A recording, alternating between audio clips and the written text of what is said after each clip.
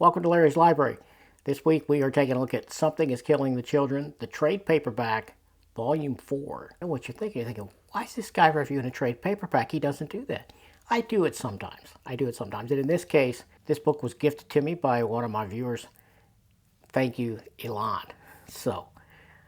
Now, Elon sent this to me because I was pretty salty about the fact that James Tynion, for whatever reason, decided not to include the issues from this trade paperback in the Something is Killing the Children Deluxe Volume 2.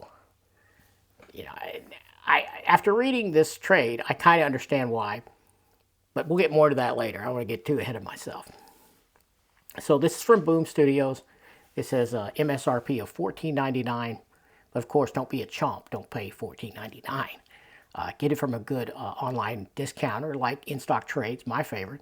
InStockTrades.com has it at the time of this shooting for $10.49.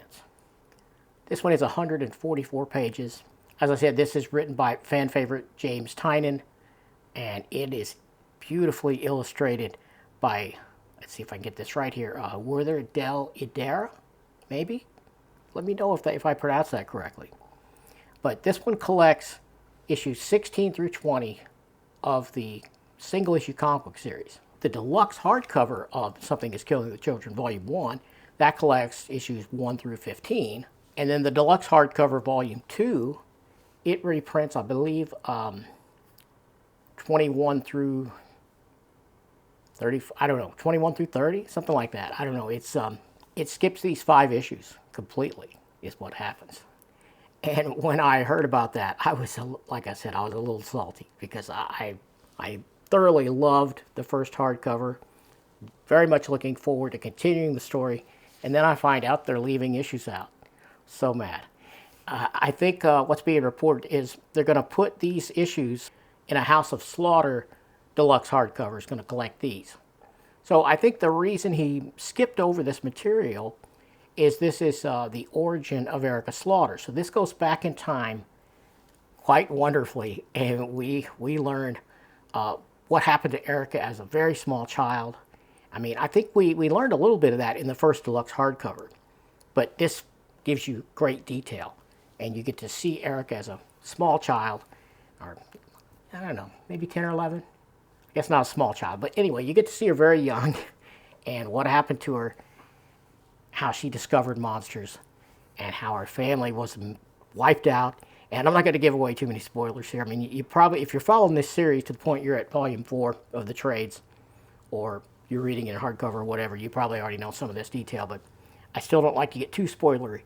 But we see her origin in great detail, and it is beautiful.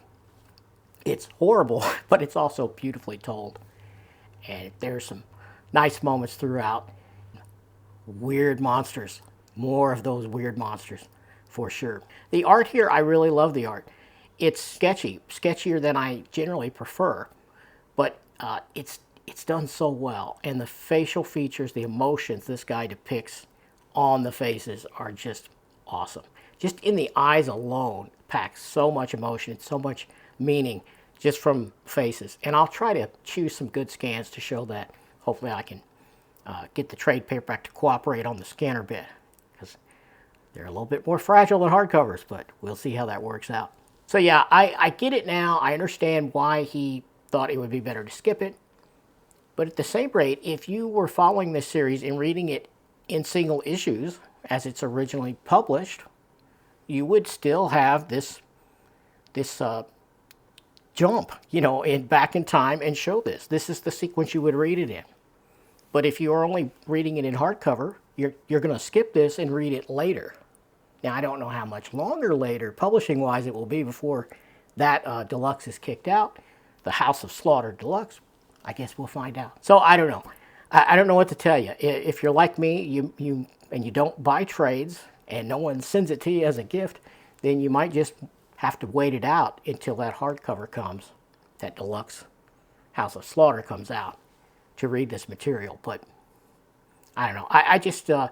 I would prefer to read it as it was originally published. But, you know, James Tynion is the writer. He's the creator. If he decides to move it around after the fact, I guess it's kind of like, kind of like George Lucas going back and re-editing Star Wars stuff and changing the effects around. And I mean, don't get me started on the did Han shoot first thing, because that was edited and changed after the fact, even decades later, you know. And fans are still arguing about that to this day. I mean, this isn't that radical. He's not changing it. He's just changing the order a little bit of how the story's told. So I don't know. Overall, I'm still giving this thing 10 out of 10 because I thought it was wonderful. Publishing choices notwithstanding. So I hope you like taking a quick look at this one. And if you've been reading Something is Killing the Children, keep going because it just keeps getting better and better. And I will catch you next time.